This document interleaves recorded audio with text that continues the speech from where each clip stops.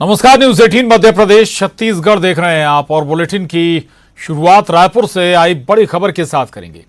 केंद्रीय मंत्री अनुराग ठाकुर का बड़ा बयान आया है। चुनावी साल में छत्तीसगढ़ को गिफ्ट मिलेगा, छत्तीसगढ़ की जनता को गिफ्ट मिलेगा, माफिया सरकार से जनता को मुक्ति मिलेगी। ये बड़ा बयान अनुराग ठाकुर का है। केंद्रीय मंत्री अनुराग ठाकुर कह रहे हैं कि चुनावी साल में छत्तीसगढ़ को गिफ्ट मिलेगा, छत्तीसगढ़ की जनता को गिफ्ट मिलेगा, माफिया सरकार से जनता को मुक्ति मिलेगी। ये दावा कर रहे हैं। ये बड़ा बयान है केंद्रीय मंत्री अनुराग ठाकुर का।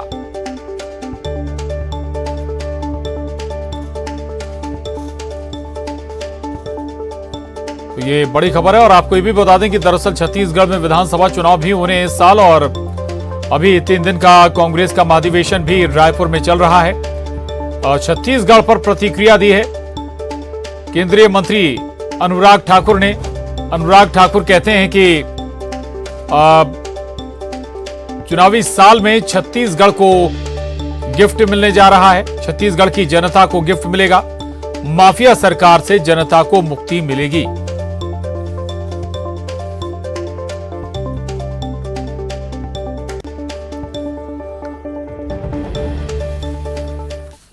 चुनावी वर्ष में छत्तीसगढ़ की जनता को एक बहुत बड़ा गिफ्ट मिलने वाला है, एक माफिया सरकार से छुट्टी मिलने वाली।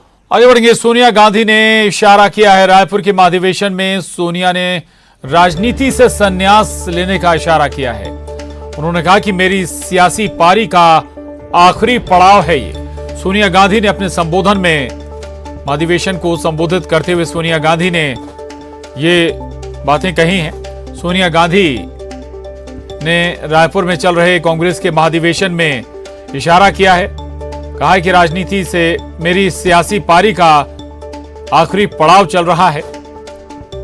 राजनीति से संन्यास लेने का इशारा एक लिहाज से सोनिया गांधी ने कर दिया है।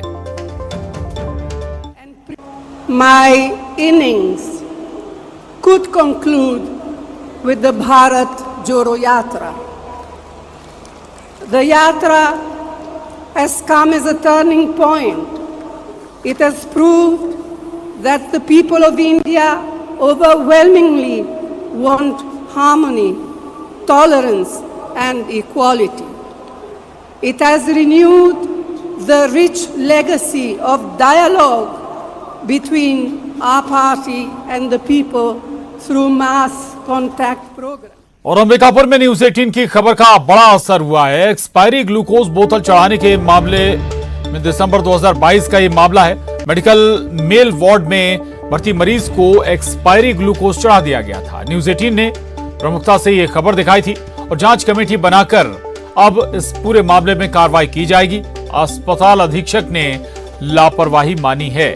तो न्यूज 18 की खबर का बड़ा असर हुआ है अंबिकापुर में। दरअसल एक्सपायरी ग्लूकोज बोतल चढ़ाने का ये पूरा मामला था। दिसंबर 2022 का ये मामला है और मेडिकल मेल वार्ड में भर्ती मरीज को एक्सपायरी ग्लूकोज चढ़ा दिया गया था। कोई एक्सपायरी डेट का नॉर्मल सलाइन पेशेंट को लगा है और ये भी बताया गया कि वो करीब कुछ ml चढ़ने के बाद उसको निकाल दिया था, लेकिन ये अपने आप में एक लापरवाही तो है और इसकी मैं जांच कराऊंगा। 70% तक खत्म हो चुका था। अच्छा, ऐसा होता है कि एक्सपायरी हो गया हो तो क्या उसके नुकसान हो सकते हैं? नॉर्मल सलाइन में जनरली ऐसा कोई नुकसान नहीं होता है, लेकिन एक्सपायरी दवाई चढ़ाना तो बिल्कुल लापरवाही में आएगा किसी भी तरह का। और सीधी से बड़ी खबर है, बस ने बाइक को टक्कर मार दी है। बाइक सवार युवक ने इसके बाद जमकर हंगामा किया। मौके के लिए ट्रैफिक पुलिस भी रवाना हुई है। पुराने बस स्टैंड की ये घटना बताई जा रही है। तो ये सीधी का मामला है जहां एक बस ने बाइक सवार को टक्कर मार दी, जिसके बाद जमकर हंगामा भी खड़ा हो गया। बाइक सवार ने जमकर बवाल काटा है और ट्रैफिक पुलिस भी मौके पर पहुंची हुई है। ये तस्वीरें देख रहे हैं आप सीधी के पुराने बस स्टैंड का ये मामला है। जमकर विवाद हो गया। बाइक गिर जाने के बाद बाइक सवार ने न केवल हंगामा किया बल्कि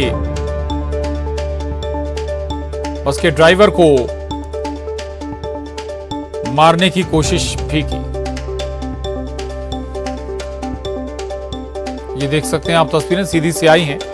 पुराने बस स्टैंड का ये विवाद बताया जा रहा है, जहां पर एक बस ने बाइक को टक्कर मार दी थी। इसके बाद भारी भीड़ वहां पर इकट्ठी हो गई और बाइक सवार ने भी जमकर बवाल काटा, हंगामा किया और बस के ड्राइवर को पीटने का प्रयास भी किया, कोशिश भी की।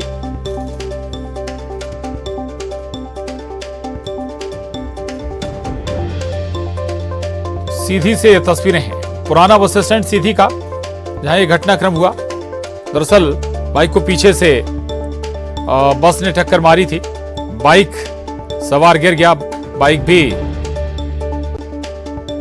गिर गई और इसके बाद की ये घटना, ये तस्वीरें आपके टीवी स्क्रीन पर हैं।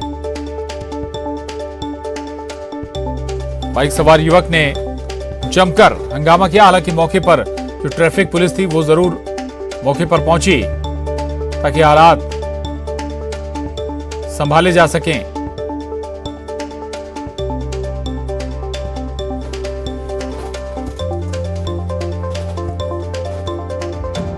खबर इंदौर से है, जहां पेट्रोल डालकर जलाई गई प्रिंसिपल की मौत हो गई है। प्रिंसिपल विमुक्ता शर्मा का अंतिम संस्कार किया गया है। अस्पताल में उन्होंने आज अंतिम सांस ली। 5 दिन से लगातार उनका इलाज चल रहा था। पुलिस ने आरोपी छात्र पर अब हत्या की धारा लगाई है।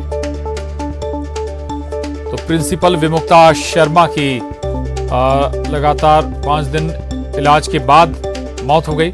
आखिरी सांस ली उन्होंने। दरअसल विमुक्ता शर्मा को एक छात्र ने पेट्रोल डालकर आग के हवाले कर दिया था। अब छात्र पर हत्या की धारा भी लगाई गई है।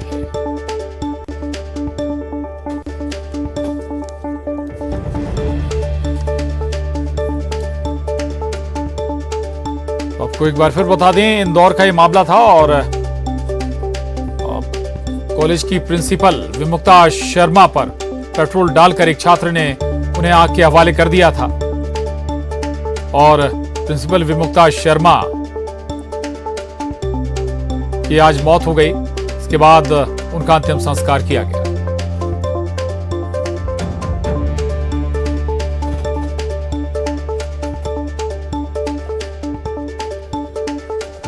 विमुक्ता शर्मा, जिन्हें एक छात्र ने निशाना बनाया था और उसने पेट्रोल डाल दिया था विमुक्ता शर्मा पर और आग लगा दी थी। 5 दिन इलाज चलता रहा। बेहद गंभीर अवस्था में थी विमुक्ता शर्मा, बहुत हद तक जल चुकी थी और आज इलाज के दौरान उनकी मौत हो गई।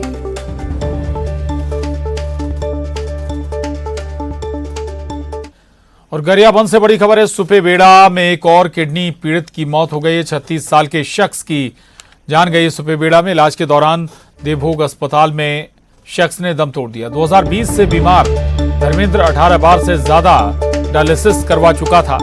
2011 से अब तक 87 किडनी पीड़ित की मौत सुपेबेड़ा के गांव में हो चुकी है। सुपेबेड़ा से किडनी पीड़ितों का गांव है। ये बड़ी खबर है। एक और मौत हुई है किडनी पीड़ित की। गरियाबंद से बड़ी खबर है। सुपेबेड़ा में एक और किडनी पीड़ित की जान चली गई। 36 साल के शख्स की मौत हुई है। इलाज चल रहा था इसका और इसी दौरान इसने दम तोड़ दिया। देवभोग अस्पताल में इसका ट्रीटमेंट हो रहा था। 2020 से बीमार धर्मेंद्र 18 बार से ज्यादा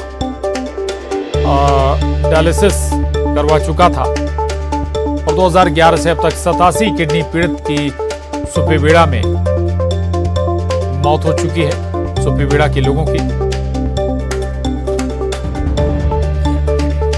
और सुपेबेड़ा किडनी पीड़ितों का गांव बन चुका है। अभी तक कुल 87 लोगों की जान किडनी की बीमारी से जा चुकी है। कई बार स्वास्थ्य महकमे ने वहां पर स्पेशल टीम भी भेजी जांच के लिए भी, हालांकि अभी तक वजह और कारण सामने नहीं आ पाए। परेशानी जस की तस लोगों की बनी हुई है, गांव वालों की। अब एक बार फिर एक और शख्स ने दम तोड़ दिया। 36 साल का शख्स जिसकी जान गई है किडनी की बीमारी से, और करीब 18 बार बताया जा चुका है कि 18 बार से ज्यादा ये शख्स डायलिसिस करवा चुका था।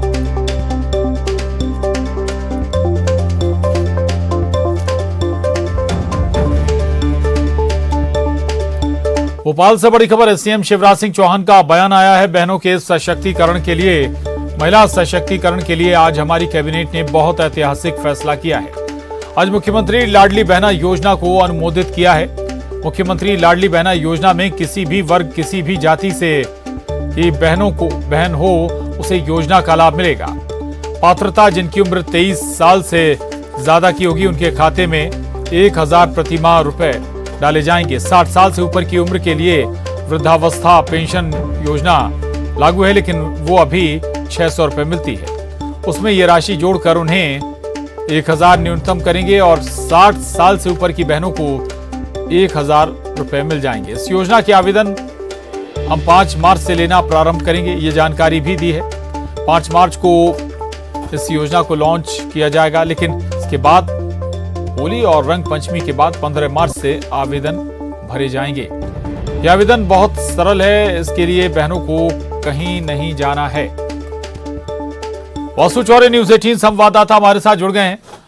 वासु, विस्तार से अगर आप बता सकें, लाडली बहना योजना कैसे और क्या लाभ और किस वर्ग तक ये लाभ पहुंचेगा?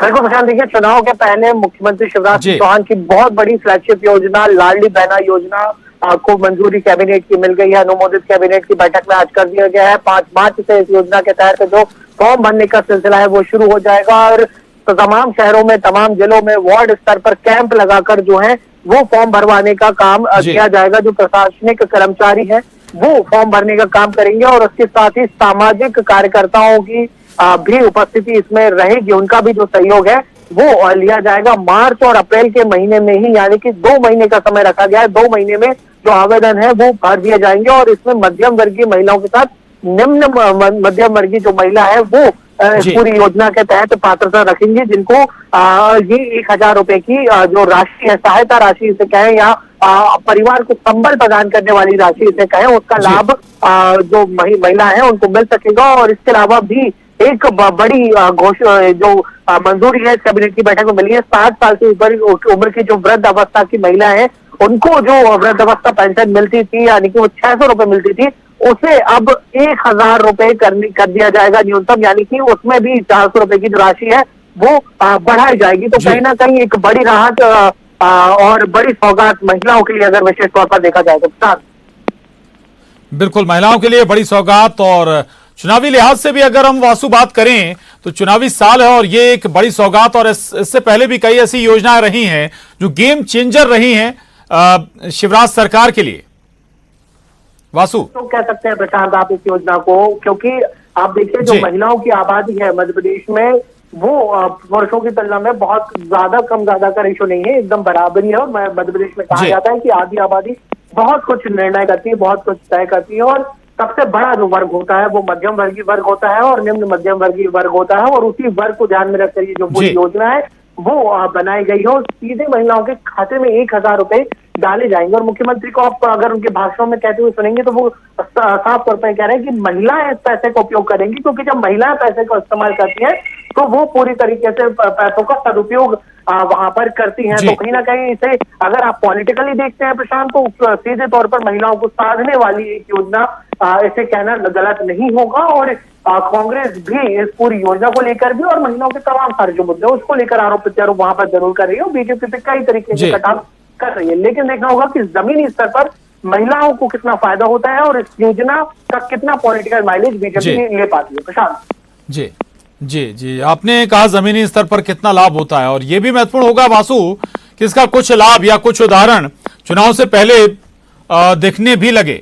वासु, निश्चित तौर पर देखिए, आज जब मुख्यमंत्री शिवराज सिंह चौहान ब्रीफ कर रहे थे कैबिनेट की बैठक के बाद, तो उन्होंने कहा है कि प्रशासनिक अधिकारी तो इस योजना का फॉर्म भरवाने का काम करेंगे ही करेंगे, लेकिन सामाजिक कार्यकर्ता और जनता को सीधे तौर पर इस पूरी योजना से जोड़ा जाएगा और सामाजिक कार्यकर्ता खुद इस योजना के जो फॉर्म भरवाने का काम है वो करेंगे। तो इससे समझा जा सकता है कि इस योजना के तहत बीजेपी के कार्यकर्ता ही नहीं, सरकारी कर्मचारी ही नहीं, बल्कि जो सामाजिक कार्यकर्ता है, सामाजिक लोग हैं और आम जनता है, वो भी जमीन पे जो उतरेगी और महिलाओं का इस योजना का लाभ दिलाने के काम है वो करती हुई नजर आएगी। तो सीधे तौर पर समझा जा सकता है कि बीजेपी अपनी जो जमीनी जमावट है उसको भी मजबूत करने की कोशिश कर रही है। और अगर देखिए, अगर आप किसी आम घर में, किसी आम जन के घर, अगर आप वहां की महिला तक अपनी पहुंच बना लेते हैं और उस तक अपनी बात पहुंचाने में कामयाब होते हैं, तो उसका एक व्यापक असर देखा जाता है और वही सबसे मजबूत जमीनी जमावट के तौर पर भी आप देख सकते हैं। हालांकि इसे जनहितैषी योजना बीजेपी जरूर बता रही है, लेकिन अगर पॉलिटिकली इसका एनालिसिस किया जाए तो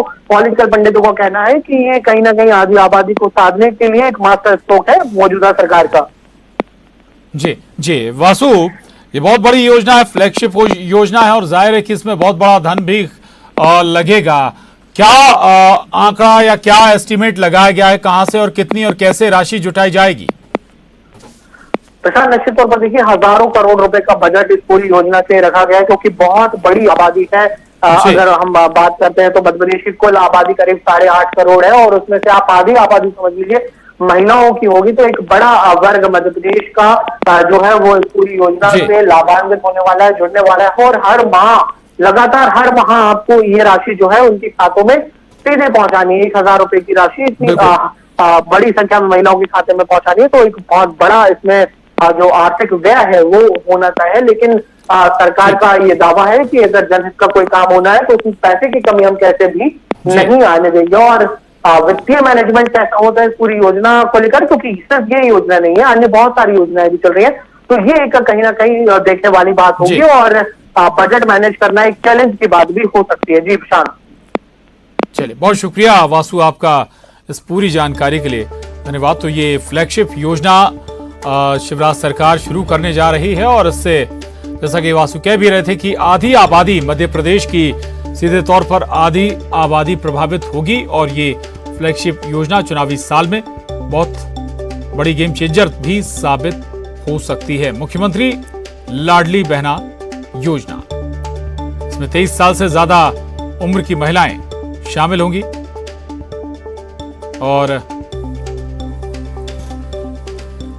और इसके साथ ही बुलेटिन में बस इतना ही। खबरों का सिलसिला लगातार जारी।